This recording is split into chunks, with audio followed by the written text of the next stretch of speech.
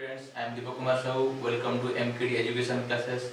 Today I will discuss about parametric functions. Okay, so today we will know about what is parametric functions and some examples of parametric functions. So let's start. So first of all, we discuss about the definition of the parametric functions. So parametric function है क्या? Sometimes x and y are given as a functions of a single variable. ठीक है? And example सब x equal to phi of t and y equal to psi of t. इस दोनों function को देखो x equal to x is the function of phi and y is the function of psi and are two functions of a single variable. Single variable मतलब x is the function of t and y is the function of also t. So this is a single variable and in such case x and y are called parametric functions. इस function को हम बोल सकते हैं parametric function, ठीक है. And t is called the parameter. So यहाँ पे जो t है इसको t को बोल सकते हैं कि parametric. So this is called the parameter, ठीक है.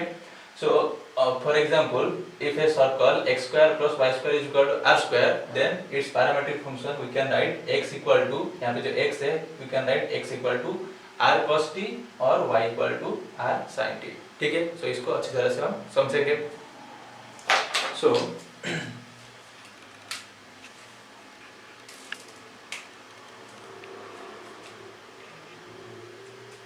पैरामीट्रिक फंक्शन में क्या होता है.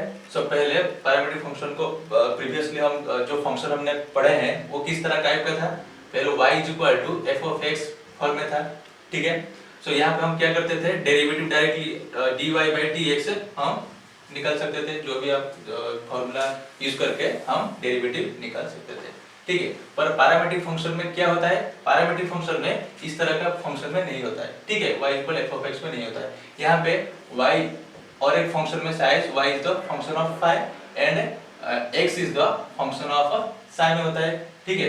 सो यहाँ पे और एक कंडीशन है कि y अलग फंक्शन है, x अलग फंक्शन है, पर यहाँ पे जो फंक्शन है उसका वेरिएबल सेम होना चाहिए. यानी कि अगर phi is the function of t and psi is the function of t, यहाँ पे जो हमने t यूज किया है t को बोल सकते हैं पैरामीटर, ठीक है. सो t को हम पैरामीटर बोल सकते हैं. अगर इस टाइप का फंक्शन में होगा y तो phi of t और x is the psi of t, सो इस टाइप का फंक्शन को हम पैरामीट्रिक फंक्शन बोल सकते हैं, ठीक है. यहाँ पे t है, कोई कहीं पर हम थीटा भी यूज कर सकते हैं, ठीक है, और z भी यूज कर सकते हैं. कोई भी आप वेरिएबल यहाँ पे यूज कर सकते हैं. यहाँ पे हमने t यूज किया है इसलिए phi of t psi of t हमने यहाँ पे लिखा है. सो इस टाइप का फंक्शन को हम बोल सकते हैं पैरामीट्रिक फंक्शन, ठीक है. सो चलिए इसको हम अब क्या कर सकते हैं, इसका डेरिवेटिव निकालेंगे. सो कैसे डेरिवेटिव निकालेंगे. अगर y equal to phi of t दिया है, अगर y equal to phi of t दिया है, x equal to psi of t दिया है, तो इसका हम डेरिवेटिव निकालेंगे. तो कैसे निकालेंगे, हम यहाँ पे dy by dx निकाल सकते थे. यहाँ पे क्या करेंगे, dy by dx निकालेंगे, पर डायरेक्टली हम निकाल नहीं सकते. पहले हम क्या करेंगे, y is the phi of t. So अगर y equal to phi of t, then first you have to find dy by dt, ठीक है. So y equal to phi of t, then first you have to find dy by dt, ठीक है. Then क्या करोगे, then x is the psi of t, x is the psi of t, then you have to find dx by dt, ठीक है. You have to find dx by dt. dx by dt आप find कर सकते हो derivative of x with respect to t, then dy by dt निकाल सकते हो, ठीक है. देन आप क्या करोगे, dy by dx हमको क्या निकालना है, dy by dx हम निकालेंगे, ठीक है. सो कैसे निकालेंगे, we can write dy by dx as dy by क्या, dy by dt into dt by dx, ठीक है. So dy by dt into dt by dx इसको हम लिख सकते हैं. और you can write it which equal to dy by dt, dy by dt divided by dx by dt और dt by dx by dt, ठीक है. अगर मल्टीप्लाई को हम डिवीजन में देखेंगे तो ये क्या हो जाएगा, न्यूमरेटर डिनोमिनेटर हो जाएगा और डिनोमिनेटर न्यूमरेटर में हो जाएगा, ठीक है. फिर क्या करोगे, इसको हम लिख सकते हैं dy by dt हो गया और dy by dt whole divided by dx by dt, ठीक है. तो dy by dx equal to dy by dt divided by dx by dt। So इस तरह हम dy by derivative of y with respect to x में हम derivative निकाल सकते हैं। पहले आपको क्या निकालोगे, dy by dt निकालोगे, y is the phi of t, then you can find dy by dt, then क्या करोगे dx by dt निकालोगे, x equal phi of t दिया है तो dx by dt निकालोगे। तो इस दोनों को पहले निकालने के बाद हम dy by dx निकाल सकते हैं, ठीक है। सो एग्जाम के जरिए हम और भी अच्छी तरह से उसको समझेंगे, ठीक है। So let's start. सो हमारा एग्जांपल है find dy by dx, find dy by dx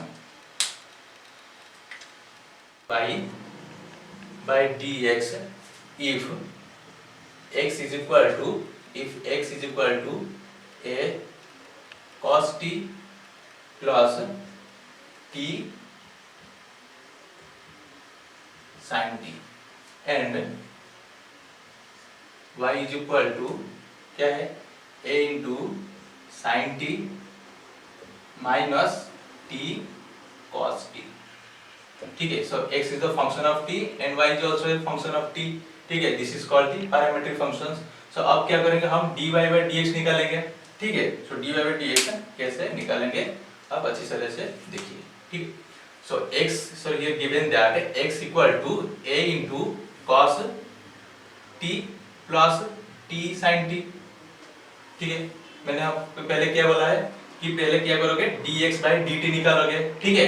सो पहले dx by dt निकालो, dx by dt यानी कि दोनों साइड पर हम क्या करेंगे derivative with respect to t में करेंगे, ठीक है। So dx by dt equal to d by dt of this function यानी कि a into cos t plus t sin t। हमने क्या किया दोनों साइड पर derivative with respect to t में हमने निकाला है, ठीक है। So dx by dt equal to d by dt of, अब इसको कैसे निकालोगे d by dt ऑफ, ये क्या हो जाएगा a cos t, ठीक है, plus a t sin t हो जाएगा। अब इसको अलग अलग करके डेरिवेटिव निकालो। सो d by dt of a cos t plus d by dt of a t sin t, ठीक है। सो इसका डेरिवेटिव पहले निकालो, क्या हो जाएगा so d by dt of a cos t which equal to, अगर a कांस्टेंट है ये तो वैसे ही रहेगा, तो d by dt of cos t का डेरिवेटिव क्या होगा sin cos x का डेरिवेटिव क्या है माइनस sin x, सो cos t का डेरिवेटिव क्या हो जाएगा माइनस sin t, ठीक है, हो गया। Plus d by dt of a t sin t, so a को बाहर निकालो, a is a constant, so a into t sin t है यहाँ पे, यानी कि दो फंक्शन है, यानी t है और एक sin t है। सो प्रोडक्ट रूल यहाँ पे यूज करेंगे, ठीक है। सो एक t है और एक sin t है, तो प्रोडक्ट रूल में पहले क्या करोगे t remains same into derivative of sin t। sin t का डेरिवेटिव क्या होगा cos t, हो गया। प्लस देन क्या करोगे sin t remains same, sin t into t का डेरिवेटिव क्या है, t का derivative with respect to t यानी कि dt by dt क्या आ जाएगा 1 आ जाएगा, हो गया, ठीक है। So which equal to minus a sin t plus a t cos t, ये को मल्टीप्लाई कर दो क्या आ जाएगा a t cos t plus a sin t, this is dy d क्या आ जाएगा, this is dx by dt। So dx by dt क्या निकला a sin t minus a sin t plus a t cos t plus a sin t, हो गया। Next क्या करोगे y is the function of t, then you have to find dy by dt, ठीक है। सो y equal to क्या दिया है a sin t minus t cos t, so find dy by dt। So dy by dt क्या आ जाएगा derivative with respect to t निकालो, so dy by dt of this function यानी कि a sin t minus a t cos t, ठीक है।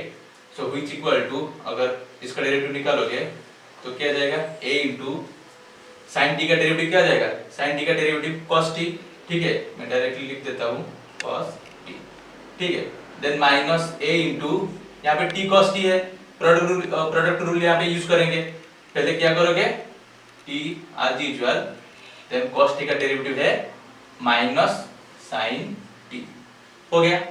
Then plus t plus cos t remain same into derivative of first function, यानी t का derivative क्या जाएगा 1 आ जाएगा। हो गया, ठीक है। सो इसको लिख सकते हैं a cos t माइनस, यहाँ पे होगा कर दोगे minus minus plus a t sin t then minus a cos t निकल गया। So this is dy by dt। तो यहाँ पे हमने dy by dt निकाला, यहाँ पे dx by dt निकाल दिया। अब क्या करोगे, dy by dx निकालोगे। सो dy by dx का फॉर्म कैसे हम निकालेंगे, हमने अभी बताया कैसे निकालोगे। So we can write dy by dx, we can write dy by dx equal to dy by dt divided by dx by dt, हमने अभी निकाला था, ठीक है। So you can write dy by dx आज dy by dt by dx by dt। So just put dy by dt, dy by dt क्या है this, so a cos t plus a t sin t minus a cos t plus a t sin t minus a cos t divided by dx by dt क्या है, dx by dt है minus a sin t a t cos t plus a sin t minus a sin t plus a t cos t plus a sin t। यहाँ पर minus a sin t plus a sin t cancel, plus a cos t minus a cos t cancel. So क्या आ जाएगा a t sin t by a t cos t, यानी कि a t कैंसिल, we get sin t by cos t equal to tan t, ठीक है। So dy by dx क्या निकला tan t। So this is the derivative of this function, okay, parametric function. समझ में आ गया।